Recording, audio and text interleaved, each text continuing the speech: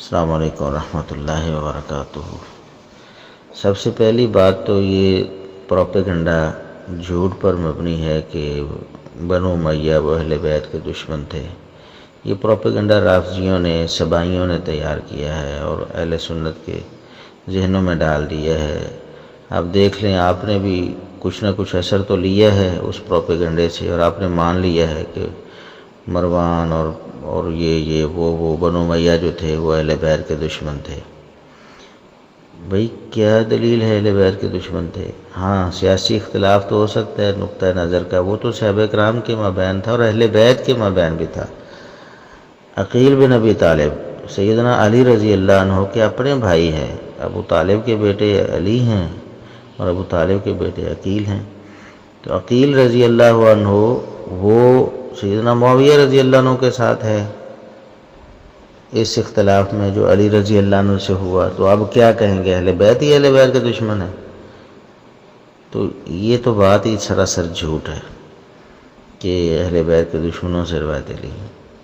اب رہی بیت کے فلاں سے کیوں نہیں لی، تو بھئی فلاں سے روایت ہوتی اور امام بخاری رحمۃ اللہ علیہ کی شرط پر ہوتی، اور امام بخاری رحمۃ اللہ علیہ نے جس موضوع پر روایت درج کرنی تھی اس میں ہوتی تو ہوتی۔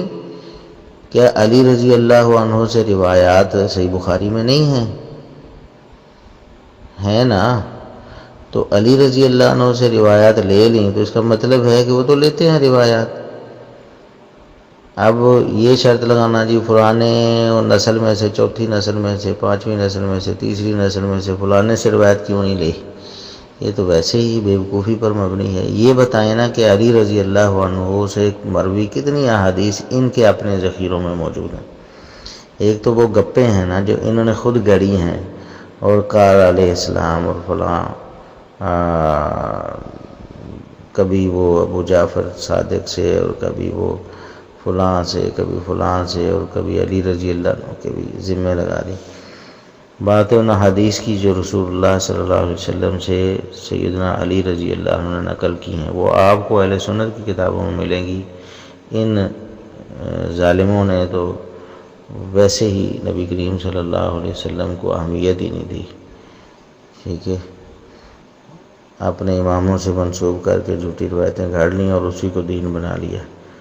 رسول اللہ صلی اللہ علیہ وسلم سے مروی جو سیدنا علی رضی اللہ عنہ کی حدیث ہیں وہ کہاں آپ کو ملیں گے؟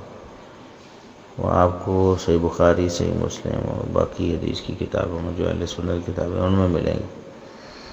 تو اس جھوٹے پروپیگنڈے سے آپ باہر آ جائیں۔